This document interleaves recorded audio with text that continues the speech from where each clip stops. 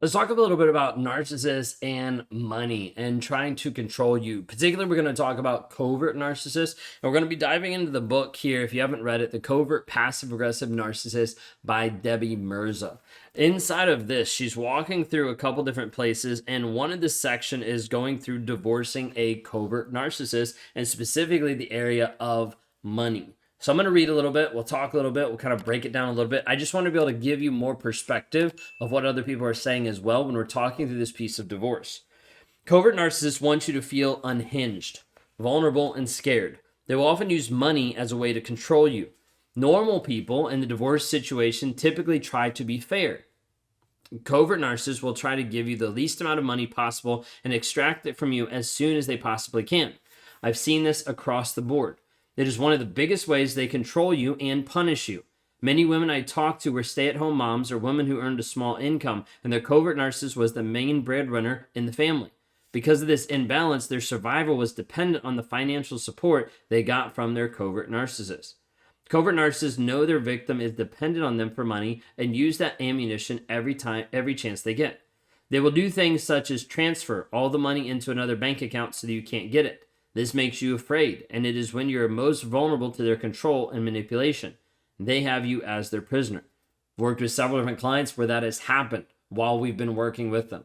The narcissist just transfers the money out, and he's like, see, you better do what I want you to do, basically, or you're not getting any money. Like, it's awful, and in most states it's also illegal. But you understand, this happens a lot of times. And so it's trying to tell you you cannot survive without them. Usually, you're the one who's taking responsibility for the kids. The way the covert narcissist treats women and men who have loved them, been good to them for years and often decades, is deplorable. The women and men I know are such quality people, and absolutely none of them deserve the treatment they received. Covert narcissists will use whatever means possible to keep from giving you the money you deserve. They will use intimidation, bullying tactics, and play on your sympathetic heart. It was so difficult for Joanne to believe her husband of 25 years was manipulating her and had been so for so many years. She had just been discovering that he might be a covert narcissist and started researching the subject of narcissism. The night before mediation, when they would decide how much support she would get from her husband, he sent her an email.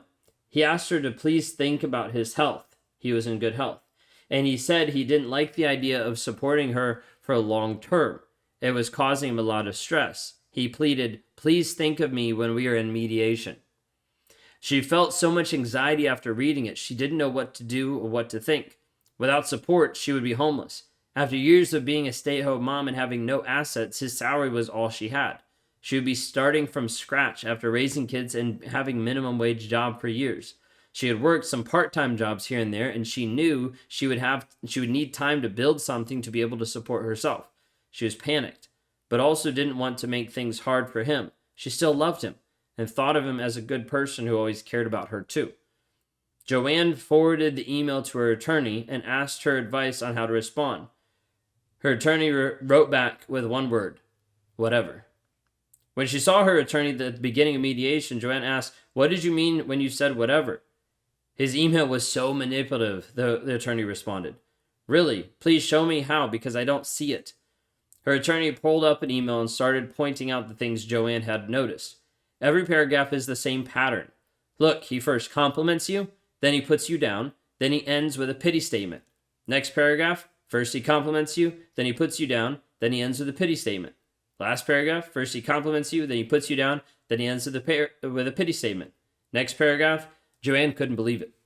When she looked at it again, she was stunned, frozen, now questioning everything. Was this conscious? How could it not be? What else had she not seen? If he'd just been cruel, she would not have been affected like she was, but the nastiest was mixed with kindness and feigned vulnerability that played on her tender heart. This threw her into a place for her mind where she couldn't think straight or see clearly. She still believed that he was the guy she first fell in love with. Victims really need good attorneys. The tough thing is that because a lot of covert narcissists hold all the power and control of the money, many survivors cannot afford good attorneys. If you can afford an attorney, find one who is educated on narcissism. You need someone who understands and will not be bullied or allow you to be bullied. If you don't have the funds, there are many helpful nonprofit groups that can assist with legal issues and advice.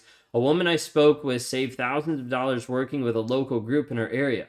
I would also recommend joining a support group and asking others for advice with financial issues. Many of them have been through what you're going through and will have valuable information and insights for you.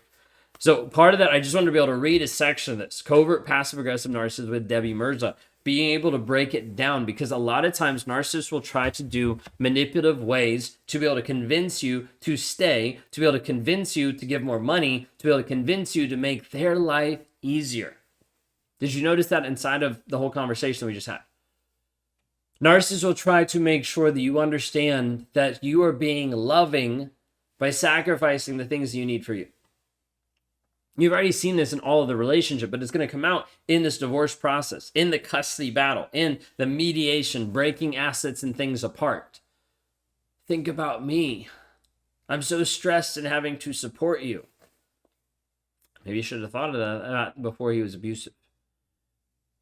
And so many times when the narcissist is going to do and say different things to try to manipulate you back and try to manipulate you to stay, to try to convince you not to actually be free, to try to convince you not to move forward in the healing process, to try to convince you that you don't matter.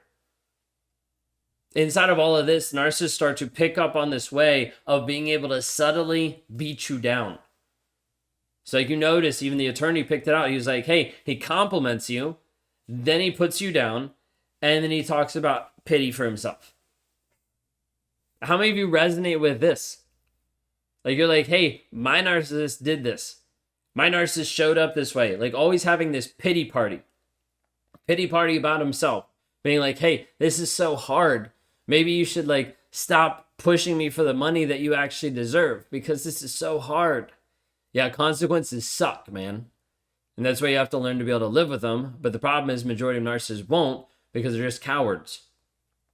They're not real men. They don't care about you. They don't care about the family. They don't care about anything else. So stop trying to justify it. Stop trying to love them and care for them when they're only using your love and care to abuse you even more. Stop trying to tell yourself that he's a good dad when he's withholding funds for you to actually take care of your child. That hit a nerve.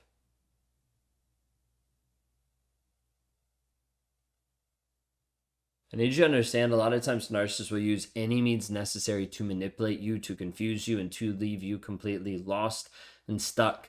Whether that's bullying, whether that's threatening, whether that's leveraging money, whatever it might be, he's going to use different things to keep you stuck in the current reality that you're in. The question is, how long are you going to let that be, leaving you stuck, leaving you trapped inside the toxic relationship, or will you actually seek freedom? If you want to move forward in this process to actually be free, from being trapped to being free, then go to rawmotivations.com/breakthrough today.